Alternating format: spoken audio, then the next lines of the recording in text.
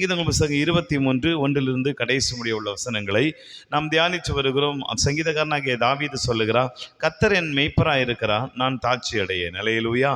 கடவுளை மேய்ப்பராகவும் நம்மை தன்னை ஒரு ஆடாகவும் நினைத்து சங்கீதக்காரன் எழுதின ஒரு புஸ்தகம் தான் இந்த 23வது புஸ்தகம். இதில் அநேக பாடல்கள் வந்திருக்கிறது என்பதை கடந்த வாரத்தில் நாம் தியானித்தோம்.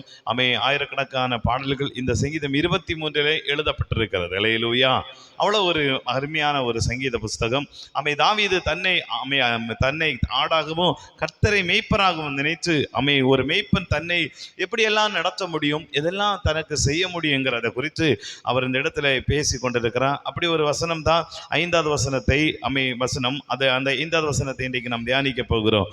எழுதப்பட்டிருக்கிறது, என் சத்துருக்களுக்கு முன்பாக நீர் எனக்கு ஒரு பந்தியை ஆயத்தப்படுத்தி என் தலையை எண்ணெயால் அபிஷேகம் பண்ணுகிறீர், என் பாத்திரம் நிரம்பி வழிகிறது. அல்லேலூயா. கர்த்தருக்கு ஸ்தோத்திரம். அல்லேலூயா. சங்கீதக்காரன் சொல்லுகிறார், என் சத்துருக்களுக்கு முன்பாக நீர் எனக்கு ஒரு பந்தியை ஆயத்தப்படுத்துகிறீர். என்னுடைய சத்துருக்களுக்கு முன்பாக ஒரு பந்தி எனக்கு உண்டாக்கப்படுகிறது அப்படிங்கிற ஒரு வார்த்தை எழுதப்பட்டிருக்கிறது. நீங்கள் வேதத்தை வாசித்தால் நீதிமொழிகள் புஸ்தகம் 16வது அதிகாரத்தை திருப்பிக் கொள்ளும்போது, நீதிமொழிகள் புஸ்தகம் 16வது அதிகாரம் அதிலே 7வது வசனத்தை வாசித்தால் அங்கு எழுதப்பட்டிருக்கிறது, ஒருவனுடைய வழிகள் கர்த்தருக்கு பிரியமாயிருந்தால் அவனுடைய சத்துருக்களும் அவனோடே சமாதானமாகும்படி செய்வான். நீதிமொழிகள் 16:7வது வசனம் சொல்லுது, ஒருவனுடைய வழிகள் கர்த்தருக்கு பிரியமாயிருந்தால் அவனுடைய சத்துருக்களும் அவனோடே சமாதானமாகும்படி செய்வார். ஏசாயா எழுதின தீர்க்கதரிசன புஸ்தகத்தை திருப்பிக் கொள்ளுங்கள். அதில் 54வது அதிகாரம் 15வது வசனத்தை வாசிக்கும் போது, ஏசாயா 54:15 நீங்கள் வாசிக்கும் போது அங்கு எழுதப்பட்டிருக்கிறது, எவர்கள் உனக்கு விரோதமாய் கூடுகிறார்களோ அவர்கள் உன் பட்சத்தில் வருவார்கள். அல்லேலூயா. கரங்களை வைத்து சொல்லுங்க பார்க்கலாம். அல்லேலூயா. கர்த்தருடைய ஒருவருடைய வழிகள் கர்த்தருக்கு பிரியமாயிருந்தால் சத்துருக்களும் அவனுடைய சமாதானமாகும்படி செய்வார் என்று எழுதப்பட்டிருக்கிறது. இங்கு எழுதப்பட்டிருக்கிறது, உனக்கு விரோதமாய் யாரெல்லாம் கூடுகிறார்களோ அவர்கள் எல்லாரும் உன் பட்சத்தில் வருவார்கள். கர்த்தருக்கு ஸ்தோத்திரம். அல்லேலூயா. ஆண்டவராகிய தேவன் சத்துருக்களை நம்மை சுத்தி நம்மை சத்துருக்களை நடுவிலே அல்லது நம்மை சுத்தி சத்துருக்கள் நிற்க நம்முடைய அதன் நடுவிலே நம்மை உயர்த்துவார். கைகளை வைத்து சொல்லுங்க. அல்லேலூயா. சத்துருவே இல்லை அப்படிங்கிற ஒரு காரியம் இந்த உலகத்துல எங்கேயுமே இல்லை. ஆமாவே இல்லையா? ஸ்தோத்திரம். அல்லேலூயா. எங்க போனாலும் ஒரு சத்துரு இருந்துட்டு தான் இருப்பான். எங்க போனாலும் ஏதாவது ஒரு பிரச்சனை நமக்கு இருந்துகிட்டே இருக்கும். நீ பஸ்ல போனாலும் இருக்கும், கார்ல போனாலும் இருக்கும், பைக்ல போனாலும் இருக்கும், நடந்து போனாலும் இருக்கும். அல்லேலூயா. ஸ்தோத்திரம். அல்லேலூயா. எங்க போனாலும் சத்துருக்கள் அல்லது ஏதோ ஒரு பிரச்சனை, காரணம் இல்லாமல் அநேக பிரச்சனைகள் வருகிறது. ஆனா கர்த்தர் என்ன சொல்றா தெரியுமா? இவர்களின் மத்தியில் பைபிள் என்ன எழுதப்பட்டிருக்கு, சத்துருக்களுக்கு முன்பாக ஒரு பந்தியை ஆயத்தப்படுத்துங்க. அப்ப எல்லா சத்துருக்களுக்கு முன்பாக ஒரு பந்தி எனக்கு உண்டாக்கப்படும். அதுலேயும் அந்த 23வது புஸ்தகம் 5வது வசனத்திலே சங்கீதக்காரன் என்ன சொல்லுகிறான் பாருங்க, என் சத்துருக்களுக்கு முன்பாக ஒரு பந்தியை ஆயத்தப்படுத்தி என் தலையை எண்ணெயால் அபிஷேகம் பண்ணுகிறீர். இந்த அபிஷேகம், எண்ணெய், இதெல்லாம் எதை குறிக்குதுன்னா மேன்மையை குறிக்கிறது. அல்லேலூயா. ஒருவனை மேன்மைப்படுத்துறதுக்காக ஆண்டவர் அபிஷேகம் என்கிற ஒரு தைலத்தை கொடுத்திருக்கிறார். இங்க அவர் சொல்றாரு, சத்துருக்களுக்கு முன்பாக ஒரு பந்தி உண்டாகிறது, அதன் நடுவில் என்ன உட்கார வச்சு என் தலையில எண்ணெய் வைப்பார். அல்லேலூயா. கைகளை உயர்த்தி சொல்லுங்க. அல்லேலூயா. சத்துருக்கள் இல்லாமல் இல்லை, சத்துருக்களுக்கு முன்பாய் அந்த சத்துருக்களின் நடுவில் நாம பெரிய ஆளாய் மாறும். யாரெல்லாம் நம்புறீங்க? அல்லேலூயா. கடவுள் நம்மை அப்படி மாற்றுகிறார். சங்கீதம் 92வது புஸ்தகத்தை திருப்பிக் கொள்ளுங்கள். சங்கீதங்க புஸ்தகம் 92வது புஸ்தகத்தை நீங்கள் வாசிக்கும் போது அதில் என்ன எழுதப்பட்டிருக்கு பாருங்க. ஆண்டவருடைய வார்த்தையை சொல்லுகிறது, என் கொம்பை காண்டாமிருகத்தின் கொம்பை போல் உயர்த்துவி புது எண்ணெயால் 92:10 என் கொம்பை காண்டாமிருகத்தின் கொம்பை போல் உயர்த்துவி புது எண்ணெயால் அபிஷேகம் பண்ணப்படுகிறேன். அப்போ அபிஷேகம் நான் புது எண்ணெயால் பண்ணப்படும் போது என்ன நடக்குது? என் கொம்பை காண்டாமிருகத்தின் கொம்பை போல் உயர்த்துவி. அப்போ சத்துருக்களுக்கு முன்பாக நான் தாழ்த்தப்பட்டு போவதில்லை. நம்ம ஒரு காரியத்தை எப்பவுமே விசுவாசிக்கணும். சத்துரு இருக்கிறாங்கிறதுக்காக பயப்படாதீங்க, சத்துரு இருக்கிறாங்கிறதுக்காக சோர்ந்து போகாதீங்க, சத்துரு இருக்கிறாங்கிறதுக்காக நீ அவன் உங்களை மேற்கொள்வான்னு எப்பவும் நினைச்சிடாதீங்க. அல்லேலூயா.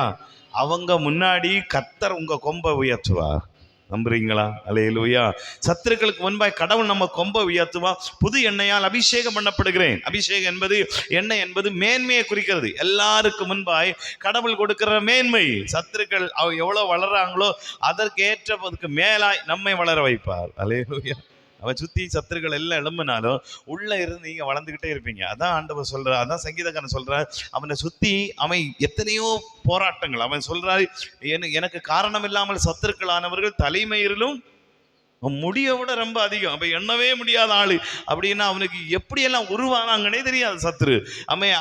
அவனுடைய யுத்தத்துல உருவானாங்க, அவனுக்கு கொடுத்த அபிஷேகத்துல உருவானாங்க, அவனுடைய வளர்ச்சியில உருவானாங்க. ஏதோ ஒரு விதத்துல சத்துரு உருவாயிட்டு இருக்கிறான். ஆமென், அல்லேலூயா. அவங்களுக்கு சம்பந்தம் இருக்காது. உங்க வளர்ச்சியை கண்டு பொறாமையில வருவார்கள். நீங்க அபிஷேகம் பண்ணப்படும் போது சத்துருக்கள் எழும்புவார்கள். அப்புறமா உங்களை கடவுள் ஒரு இடத்துல மேன்மைப்படுத்தும் போது தானாய் சிலர் வந்து நிற்பாங்க. அல்லேலூயா. இது எல்லாத்துக்கும் முன்பாய் கடவுள் என்ன சொல்றாருன்னா, அந்த இடத்துல ஒரு பந்தியை கடவுள் தருவார். அல்லேலூயா. எல்லாருக்கும் முன்பா பந்தியை வச்சுட்டு அவன் தலையில மட்டும் எண்ணெயால் அபிஷேகம். இதான் மேன்மை. அல்லேலூயா. எல்லாரும் சுத்தி நிக்க எண்ணெய் ஆண்டவர் எண்ணெயினால் நிரப்புவாருன்னா என் தலை உயரும். யாரெல்லாம் நம்புறீங்க? அல்லேலூயா. அபிஷேகம் பண்ணப்படுகிறேன், என் பாத்திரம் நிரம்பி வழிகிறது. சாதாரண அபிஷேகம் அல்ல, நிரம்பி வழியக்கூடிய ஒரு அனுபவம். அதை தான் இங்க அவர் சொல்றாரு. இந்த நிரம்பி வழியக்கூடிய அனுபவம் என்பது ஒரு தரம் உண்டாவதல்ல, என் வாழ்நாள் முழுவதும் அது நிரம்பி கொண்டே இருக்கும். அப்போ ஒரே ஒரு தடவை மட்டும் கடவுள் சத்துருக்கள் முன்பாக உங்களை உயர்த்துவார் நினைச்சிடாதீங்க. உங்க வாழ்நாள் முழுவதும் நீங்கள் உயர்த்தப்பட்டு கொண்டே. யாரெல்லாம் நம்புறீங்க? நான் உயர்த்தப்படுவேன்னு சொல்றவங்க மாத்திரம் ஆமென், அல்லேலூயா. அப்ப ஆண்டவர் சொல்றாரு, எண்ணெயால் அபிஷேகம் பண்ணுகிறார், என் பாத்திரம் நிரம்பி வழிகிறது. கடவுள் நமக்கு நிரப்பக்கூடிய ஒரு அனுபவத்தை தருகிறார். 5வது வசனத்தின் கடைசி பகுதி சொல்லுது, என் பாத்திரம் நிரம்பி வழிகிறது. இந்த இடத்துல அபிஷேகம் பண்ணுகிறார், இந்த அபிஷேகத்தினால் நான் நிரம்பி வழிகிறேன் அப்படி என்று எழுதப்பட்டிருக்கிறது. வேதத்தில் நீங்கள் வாசித்து பாருங்கள். கடவுளும் நம்மை பரிசுத்த ஆவியினால் நிரப்புகிறார் என்று அல்லது அபிஷேகி என்று வேதத்தில் எழுதப்பட்டிருக்கிறது. எபேசருக்கு எழுதின நிருபத்தை நீங்கள் வாசித்து பார்க்கும்போது, எபேசருக்கு எழுதின நிருபத்தை நீங்கள் வாசிக்கும் போது அங்கே எழுதப்பட்டிருக்கிறது பாருங்க. எபேசருக்கு எழுதின நிருபத்தை நீங்கள் வாசிக்கும் போது அங்கே சொல்லப்பட்டிருக்கிறது, நீங்களும் விசுவாசிகளான போது, நீங்கள் வேதத்தில் எழுதப்பட்டிருக்கு பாருங்க, நீங்கள் விசுவாசிகளான போது பரிசுத்த ஆவிக்குள் முத்திரை போடப்பட்டீர்கள். எபேசியர் 1வது அதிகாரம் 13 எழுதப்பட்டிருக்கிறது. நீங்கள் உங்கள் ரட்சிப்பின் சுவிசேஷமாகிய சத்திய வசனத்தை கேட்டு விசுவாசிகளான போது வாக்குத்தத்தம் பண்ணப்பட்ட பரிசுத்த ஆவியால் அவருக்குள் முத்திரை போடப்பட்டீர்கள். இது ஆண்டவர் கொடுக்கிற ஒரு பெரிய நிறைவு. பரிசுத்த ஆவியானவருடைய நிறைவு, அதை நிரம்பி வழிகிற அனுபவம் என்று சங்கீதக்காரன் சொல்லுகிறான். வேதத்திலே ஆண்டவன் எப்படிப்பட்ட நிரம்பி வழிகிற அனுபவங்களை எல்லாம் கொடுக்கிறான். அவைகளை குறித்து நம்ம இன்னைக்கு கொஞ்சம் தியானிக்க போகிறோம். முதலாவது யாத்ராங் புஸ்தகம் 31வது அதிகாரத்தை திருப்பிக் கொள்ளுங்கள். யாத்ராம் புஸ்தகம் 31வது அதிகாரத்தை நீங்கள் வாசித்து பார்த்தால் அங்கே எழுதப்பட்டிருக்கிறது, பின்னும் கர்த்தர் மோசேயை நோக்கி, நான் யூதாவின் கோத்திரத்தில் ஊருடைய மகனான ஊரியின் மகன் பெசலேயலை பெயர் சொல்லி அழைத்து வினோதமான வேலைகளை அவன் யோகித்து செய்கிறதற்கும், பொன்னினாலும் வெள்ளியினாலும் வெண்கலத்தினாலும் வேலை செய்கிறதற்கும், ரத்தினங்களை முத்திரை வெட்டாக வெட்டி பதிக்கிறதுக்கும், மரத்தில் சித்திர வேலைகளை செய்கிறதற்கும் மற்றும் சகலவித வேலைகளை யூகித்து செய்கிறதற்கும் வேண்டிய ஞானமும் புத்தியும் அறிவும் அவனுக்கு உண்டாக அவனை தேவாவியினால் நிரப்பினேன். அல்லேலூயா. என் பாத்திரம் நிரம்புகிறது. எப்படி நிரம்புகிறதா? இந்த பரிசுத்த ஆவியினால் நமக்கு நிரப்பப்படும் போது ஆண்டவர் இங்க என்னெல்லாம் சொல்றாரு பாருங்க. எதனால் நிரப்புறார் அப்படின்னு சொல்றாரு? ஞானம், புத்தி, அறிவு. அல்லேலூயா. ஆசரிப்பு கூடாரத்தில் வேலை செய்கிறதுக்கு ஆண்டவர் ஒரு மனிதனை பேர் சொல்லி அழைக்கிறார். பெசலேயலை பேர் சொல்லி அழைத்து எல்லாத்தையும் வினோதமாய் செய்கிறதுக்கு, யூகித்து செய்வதற்கு, அதை செயல்படுத்துறதுக்கு அவனுக்கு ஆண்டவர் ஒரு ஞானம், அப்புறம் பைபிள் சொல்லுது புத்தி, அறிவு, இதெல்லாம் அவனுக்கு உண்டாக தேவாவியினால் நிரப்பினார். அப்போ இந்த ஞானம், அறிவு, புத்தி இதெல்லாம் வரும்படியான ஒரு நிறைவு பரிசுத்த ஆவியானவர் நம்ம வேலை செய்கிற இடங்கள்ல நமக்கு உதவி செய்வார். அல்லேலூயா. கரங்களை வைத்து சொல்லுங்க பார்க்கலாம். அல்லேலூயா. கடந்த சில மாதங்களுக்கு முன்பாக ஒரு பேட்டி நான் கேட்டுட்டு இருந்தேன். அதில் ஒருத்தர் சொல்லிட்டு இருந்தார், ஒரு ஊழியக்காரர், இப்போ ஊழியக்காரர் இருக்கார், திருநெல்வேலி பகுதியை சேர்ந்தவர். அவர் சாதாரண ஒரு கிராமத்தில் பிறந்தவர். அவர் திடீரென்று சொல்லி படித்து முன்னேறி கம்ப்யூட்டர் லைனில் போய் கடைசியிலே அம்பானியுடைய அந்த அந்த அந்த நிறுவனத்தில் போய் வேலை பார்த்துருக்கிறார். அல்லேலூயா. அங்கே இருக்கும்போது திடீரென்று சொல்லி அங்கே ஒரு பெரிய பிரச்சனை ஆகுதான். சில கோடிங்கில் கண்டுபிடிக்க முடியாத ஒரு சூழ்நிலை வரும்போது அது என்ன செய்வதுன்னே நிவர்த்தி செய்ய முடியாத இருக்கும்போது ஒரு நாள் இந்த ஆள் தூங்கிட்டு இருக்காராம். தூங்கிட்டு இருக்கும்போது ஒரு சொப்பனத்தில் தெரியுதான், ஒரே ஒரு புள்ளியை ஒரு இடத்துல வைக்கணும், வச்சுட்டானா எல்லாம் சரியாயிரும் அப்படிங்கிற ஒரு சொப்பனம். கர்த்தருக்கு ஸ்தோத்திரம். அல்லேலூயா. காலையில் எழும்பி நேரம் ஆஃபீஸுக்கு போய் சொன்னாராம், இதை நான் சரிப்படுத்துகிறேன். அப்போ எப்படி சரிப்படுத்துவேன்? இல்லை நான் பண்ணுறேன்னு சொல்லி பார்த்தா கரெக்டாக அந்த புள்ளியை வச்ச உடனே சரியாயிட்டான். அல்லேலூயா. கைகளை உயர்த்தி சொல்லுங்க அல்லேலூயா. அம்பானி வீட்டில் கிறிஸ்துமஸ் கூட்டமே நடத்தினாராம். கைகளை உயர்த்தி சொல்லுங்க பார்க்கலாம் அல்லேலூயா. நம்ம ஆண்டவர் சில காரியங்களை செய்கிறதுக்கான, யூகித்து செய்கிறதுக்கான ஞானத்தை நமக்கு தருகிறார்.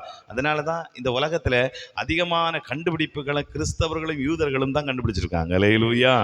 ஏன்னா இந்த ஞானம் என்கிறது கிறிஸ்துவுக்குள்ளது, ஞானம் என்கிறது பரிசுத்த ஆவிக்குள்ளது. அப்ப ஞானம் என்கிறது யூகித்து நம்ம பல காரியங்களை செய்கிறதுக்கு, ஊழியத்தில், அது மாத்திரமல்ல வேலையில, அது மாத்திரமல்ல குடும்பத்துல, எல்லாத்தையும் நீங்கள் யூகித்து செய்கிறது கூடிய ஞானத்தை கடவுள் தருவார். குடும்பத்தை நடத்துறது, பிள்ளைகள் நடத்துறது, பெற்றோர்களை பராமரிக்க, எல்லாவற்றையும் சபையை நடத்துறது, எல்லாத்துக்கான ஞானத்தை கடவுள் தருகிறார். ஏசாயா எழுதின தீர்க்கதரிசன புஸ்தகம் 11வது அதிகாரத்தை நீங்கள் வாசிக்கும் போது, ஏசாயா 11வது அதிகாரம் 2வது வசனத்தில் என்ன எழுதப்பட்டிருக்கு பாருங்க.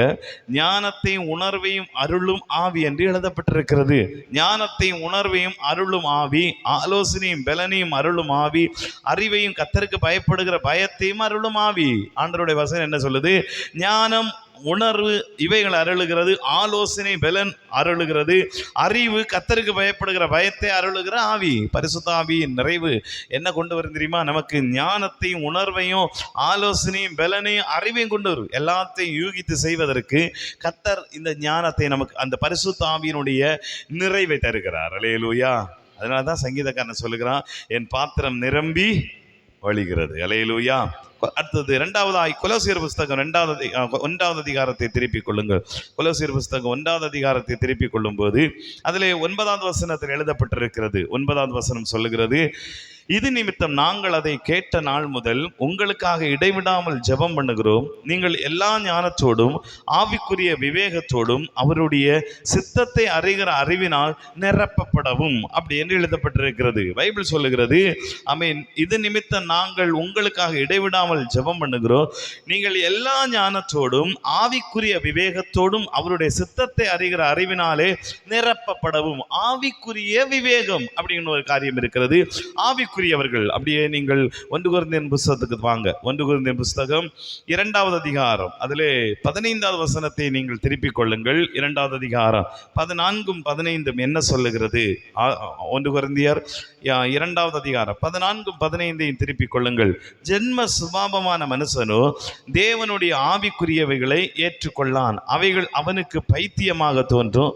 அவைகள் ஆவிக்கேற்ற பிரகாரமாய் ஆராய்ந்து நிதானிக்கப்படுகிறவைகளானதால் அவைகளை அறியவும் மாட்டான். ஆவிக்குரியவன் எல்லாவற்றையும் ஆராய்ந்து நிதானிக்கிறான், ஆனாலும் அவன் மற்றொருவனாலும் ஆராய்ந்து நிதானிக்கப்படான். Praise the lord. அல்லேலூயா. பைபிள் சொல்லுது ஆவிக்குரிய விவேகம், அதனால கர்த்தர் நம்மை நிரப்புகிறார் அப்படின்னு எழுதப்பட்டிருக்கு. இப்போ இங்க என்ன சொல்றாரு பாருங்க, ஆவிக்குரியவன் எந்த மனிதனாலும், பைபிள் சொல்லுது ஆவிக்குரியவன் எல்லாவற்றையும் நிதானிக்கிறான், அவனை ஒருவனும் நிதானிக்க முடியாது. அல்லேலூயா.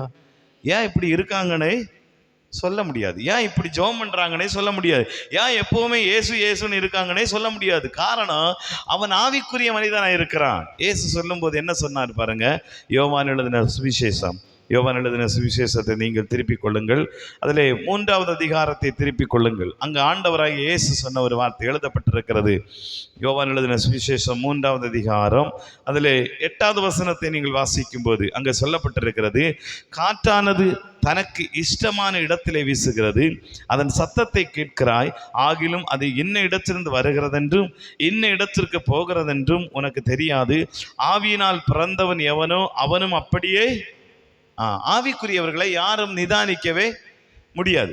ஏன் நிதானிக்க முடியாதுன்னா, அவங்க செய்கிறது பலருக்கு பைத்தியமா தெரியும். ஏன்னா 1 கொரிந்தியர் 2 என்ன எழுதப்பட்டிருக்கு 14, ஜென்ம சுபாவ மனிதனோ அவைகளை உணரான். ஜென்ம சுபாவத்தில் இருந்து ஆவிக்குரியவைகளை கண்டுபிடிக்க முடியாது, ஆவிக்குரிய ரகசியங்களை புரிந்து கொள்ள முடியாது. அது அவனுக்கு எப்படி வருதுன்னா பைத்தியமா தோணும். அல்லேலூயா, சோத்திரம், அல்லேலூயா.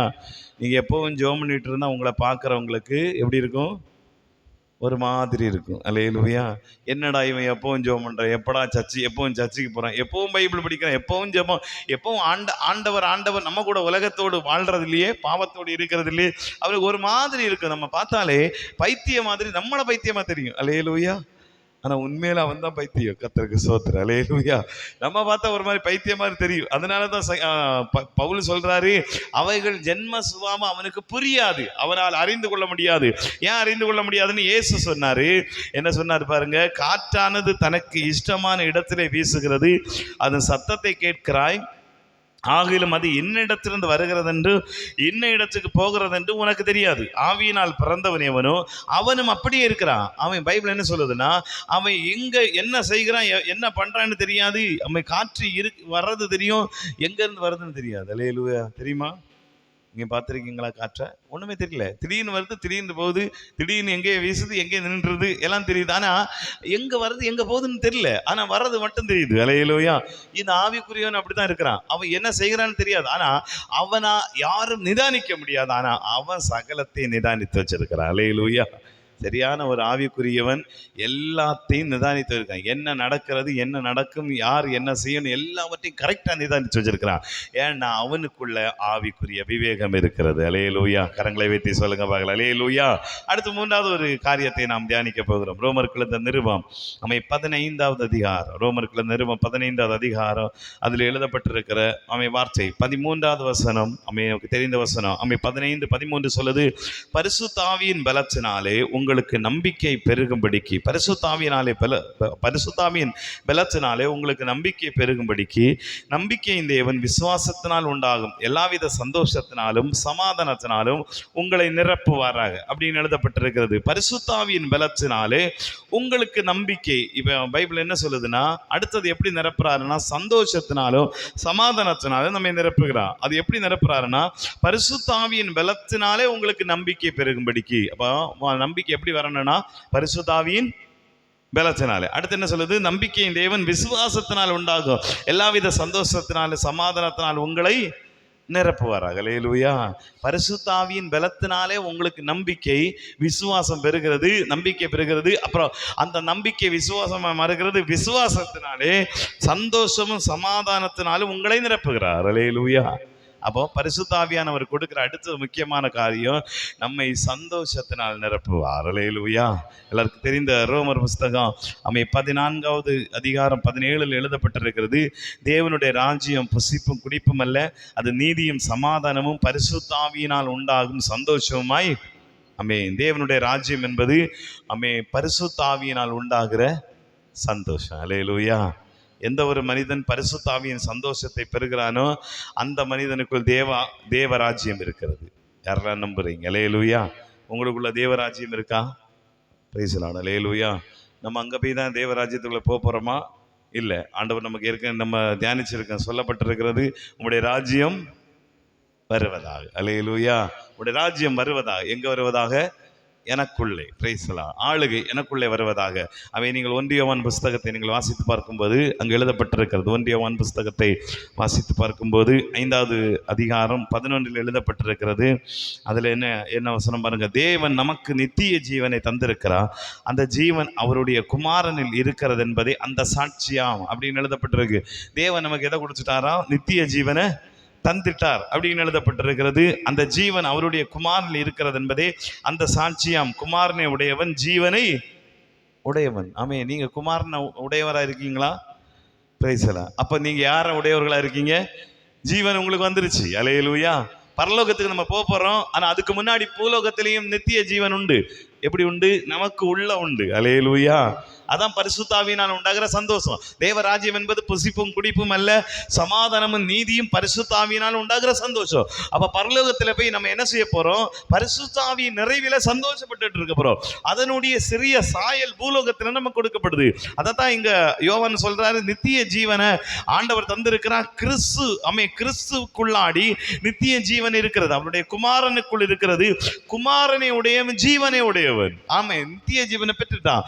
நீங்க 1 யோவான் 3வது அதிகாரம் 15 வாசிங்க. தன் சகோதரனை பறைக்கிற எவனும் மனுஷ கொலைபாதகனா இருக்கிறான், மனுஷ கொலைபாதகன் எவனும் அவனுக்குள் நித்திய ஜீவன் நிலைத்திராது. அல்லேலூயா. அப்ப நித்திய ஜீவன் உள்ள இருக்கிறதுனால தான் தப்பு செய்யும் போது அவனுக்குள்ள இருக்காதுன்னு பைபிள் சொல்லி இருக்கு. அப்படின்னா நமக்குள்ள என்ன இருக்கு? Price the Lord. என்ன இருக்கு சொல்லுங்களேன்? நித்திய ஜீவன். அல்லேலூயா. இதை எப்படி கண்டுபிடிக்கிறது?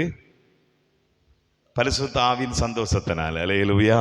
நித்திய ஜீவனுடைய அடையாளமே பரிசுத்த ஆவியின் சந்தோஷத்தினால். அல்லேலூயா.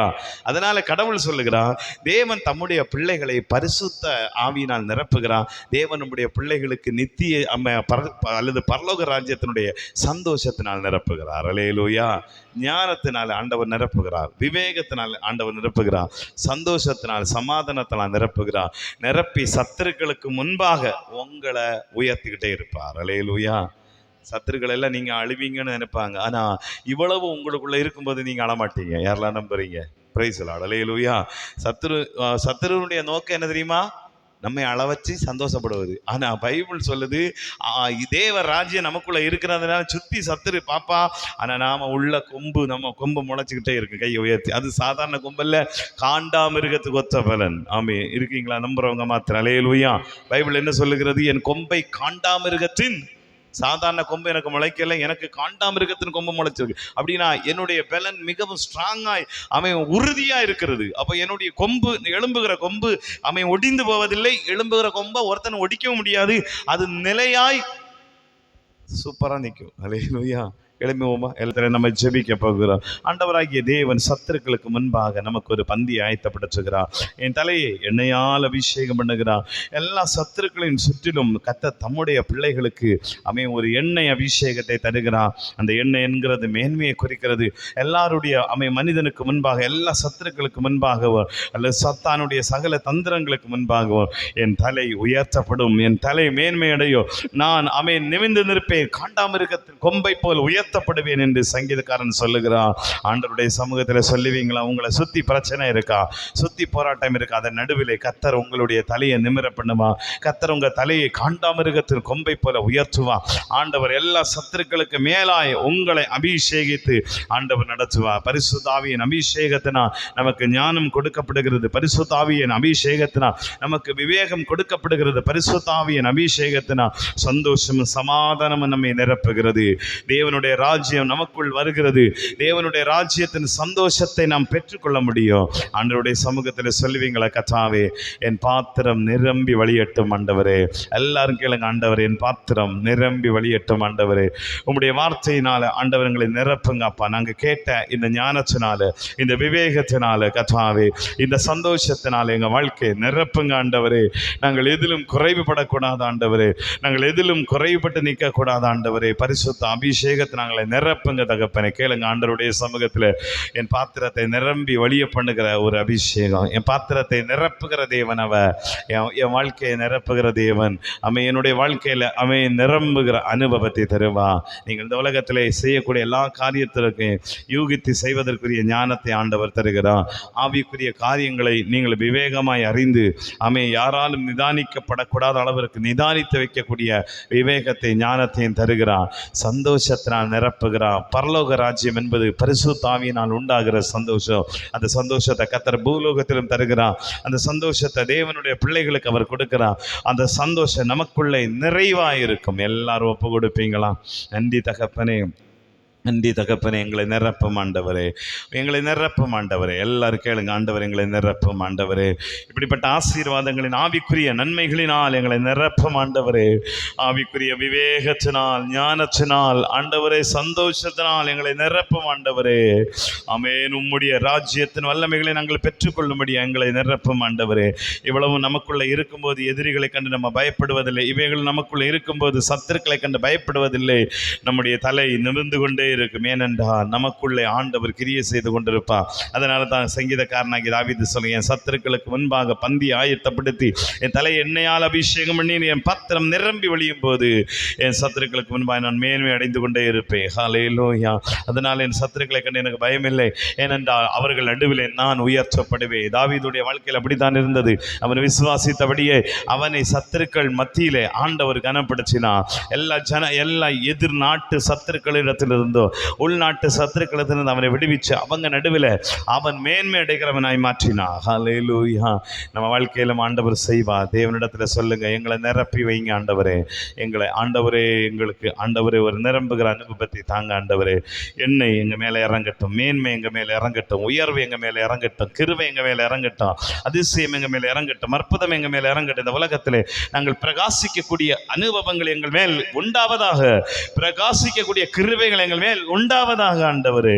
தேவாவியானவர் இந்த இரு வேளையில் எங்களை தொடுவீராக தகப்பனே. பரிசுத்த ஆவியானவர் எங்களுக்குள்ளே ஆண்டவரே மகிமையாய் இறங்கி வந்து கிரிய செய்வீராக. இந்த ஆலயத்தில் தேவ பிரசனம் பலமாய் இறங்கட்டும் அப்பா. இந்த ஆராதனைக்கு வந்து எல்லார் மேலும் பலமாய் இறங்கட்டும். நிரப்புகிற அனுபவங்கள் இந்த ஆலயத்துக்குள் உண்டாவதாக, நிரப்புகிற அனுபவங்கள் இந்த நாளிலே வெளிப்படுவதாக ஆண்டவருடைய கரத்தில் நாங்கள் ஒப்பு கொடுக்கிறோம். நீங்க கேளுங்க, ஆண்டவராகிய தேவன் உங்களை நிரப்புவா. ஆண்டவருடைய சமூகத்தில் கேளுங்க. எங்கள் அன்பு தகப்பனே, இந்த இரவு வேளையில் வந்து எல்லாருக்கும் ஜெபிக்கிறேன். பரிசுத்த ஆவியானவர் வந்து பிள்ளைகளை ஆசீர்வதித்து பலப்படுத்தி அனுப்புங்க. நாங்கள் கேட்ட வசனம் எங்கள் வாழ்க்கையில் நிறைவேறட்டும் அப்பா. தேவன் எங்களை உயர்ச்சுங்க, எங்களை மேன்மைப்படுத்துங்க, எங்களை நிரப்புங்க, தடைகளை மாற்றி அற்புதங்களை செய்து எங்கள் வாழ்க்கையில் கர்த்தர் எங்களை கனம் பண்ண போகிறதுக்காக நன்றி செலுத்துகிறோம், மேன்மைப்படுத்த போகிறதுக்காக நன்றி செலுத்துகிறோம். துதி கன மகிமை உங்களுக்கு மாத்திரம் செலுத்துகிறோம். இயேசு நாமத்தில் வேண்டுகிறோம் நல்ல பிதாவே.